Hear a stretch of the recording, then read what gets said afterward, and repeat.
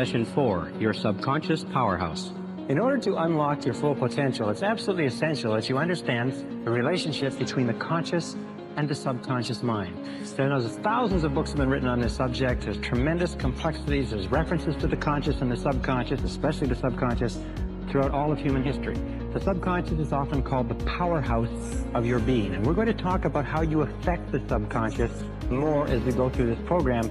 But let's start off talking about the relationship between the two minds and what you can do to begin controlling and changing the programming within the subconscious.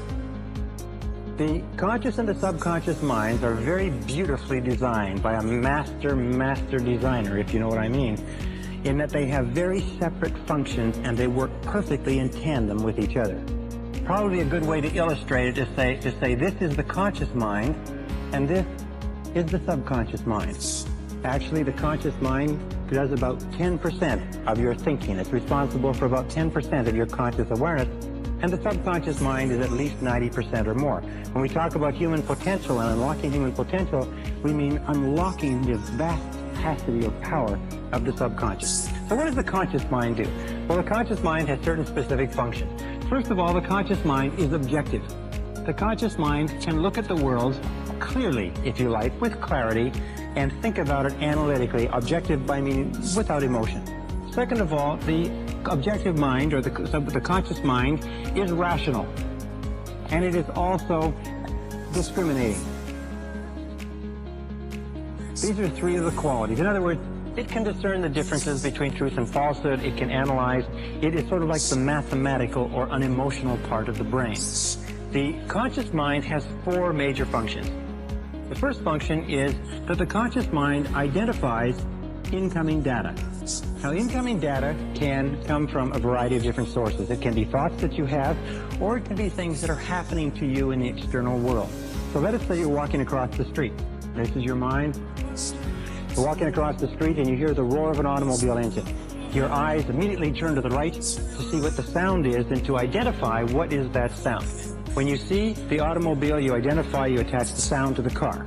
The second thing that the conscious mind does is it compares that moving automobile to all other moving automobiles of your experience. Now, if you live in a big city like New York, when you see a car and you compare that moving automobile with other cars, you've seen 100,000, maybe 1 million cars moving, and your reflexes are very, very sharp.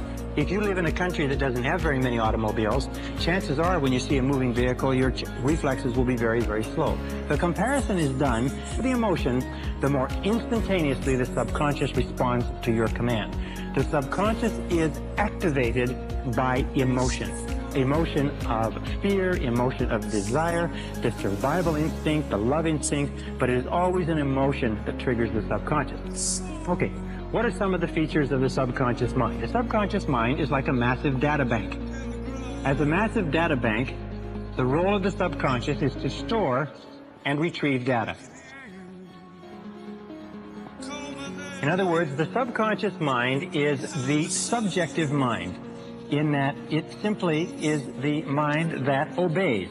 Just as the conscious mind commands, the subconscious mind obeys. The subconscious mind has no thought of its own. By the way, the conscious mind has no memory. The subconscious mind is the seat of all memory. The conscious mind, remember, can only hold one thought at a time, whereas you can remember millions of facts. The relationship between the conscious and the subconscious is the conscious is like a gardener, and the subconscious is like a gardener. Whatever seeds you plant in your subconscious mind, the subconscious mind goes to work to grow. In the subconscious mind, you have a whole series of different programs, the self-concept, which contains all the information on all the subjects that are important to you and all of your previous experiences and responses to those situations, so that if you have a new situation similar to it, one of the roles of the subconscious is to keep your behaviors consistent with your previous behaviors, so that if you've always been fearful in a situation, you see the situation, you'll instantaneously be fearful without thought. If you're in a situation that you don't know anything about, the natural tendency is for you to be neither fearful nor unfearful, because you don't know enough until you build up and experience that. And this brings us to three critical laws. Three of the most important mental laws that we've talked about. Remember, we talked about how your whole life is determined by mental law. The first of these three mental laws is the law of subconscious activity. The law of subconscious activity says, and when you feel negative, your self-concept is negative and you will act in the same manner. Which brings us to our second law. The second law is the law of concentration. Actually, this is the ninth law that we've talked about since we began. The law of concentration is very, very, very important. It's so important, as a matter of fact, each of these laws is so important in their place as to be enough in themselves to control your destiny. The law of concentration simply says this. It says that whatever you dwell upon grows. Whatever you dwell upon grows. Whatever you think about over and over again grows in your reality. It's very simple. I used to do a course on creative thinking, and the way that you explain it is you imagine that this is the total mental capacity that you have. And when you send a thought into this, it takes up this amount of space, and all the rest of the mental capacity is used to, this is your thought, is used to think about all of the other things in your mind.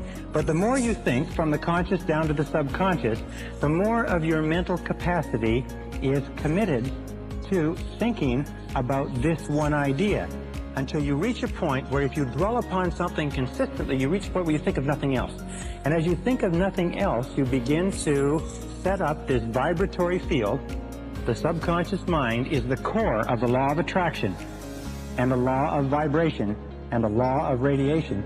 You begin to set up this vibratory field that sends out thought energy from you consistent with what you are thinking about and draws back into your life people and circumstances in harmony with those thoughts. So you just have to look around you and you have to say, what are you thinking about all the time? What are you dwelling on all the time? And the basic rule with regard to the law of concentration is to dwell upon, think about what you want to happen, not about what you fear. And this brings us to the third law in this series, and that is the law of substitution. Now, the law of substitution, I've had many of my graduates tell me, as you think about what you want, eventually, because of the law of substitution, you have less and less time, less and less emotion to think about what you don't want. Why is it that people are successful? It's simply this. In the Bible it says, to them that hath shall more be given, and from him who hath not, even that which he hath shall be taken away. What it means is simply this. The rich get richer, the poor get poorer. Why? It's because the rich think about wealth and affluence all the time. And what do the poor think about? The poor think about lack, loss, and limitation, risk, danger, fear, failure all the time. So if you want to unlock your potential, if you want to go straight to the stars, you have to use the law of substitution to keep your mind on what you want. Use the law of concentration to dwell continually on the results you desire. Be solution-centered rather than problem-centered. Be goal-centered rather than loss-centered. And the law of subconscious activity will begin to adjust your words, your actions, your feelings, your emotions, and everything to the point where you will draw into your life the people and circumstances that will harmonize with it. Now, what's the most powerful thing you can do? It's very simply this. Success begins with taking purposeful, systematic control of the content of your conscious mind. Purposeful, systematic control of the content of your conscious mind. Everything comes back to the law of control, as we talked about at the very beginning. Purposeful, systematic control is best taken by saying over and over again, I like myself. I like myself. I like myself. I like myself. When you repeat, I like myself, or better, I love myself over and over again, you drive this thought into the subconscious mind. More and more you think of yourself in positive terms. More and more you push out thoughts of inferiority, negativity, fear, failure, rejection, and so on. More and more you reprogram all previous data in your subconscious computer so that it is consistent with high self-esteem, personal effectiveness, and excellent personal performance. Is that the key to your success in life is to use the power of your subconscious mind to program it with thoughts, words, pictures, ideas, and feelings consistent with high performance, and keep your mind on what you desire and off of what you fear. Remember, the only thing in the world you can control is your thinking. The only thing in the world you can control are your conscious thoughts, and if you will do that, everything else will become possible for you.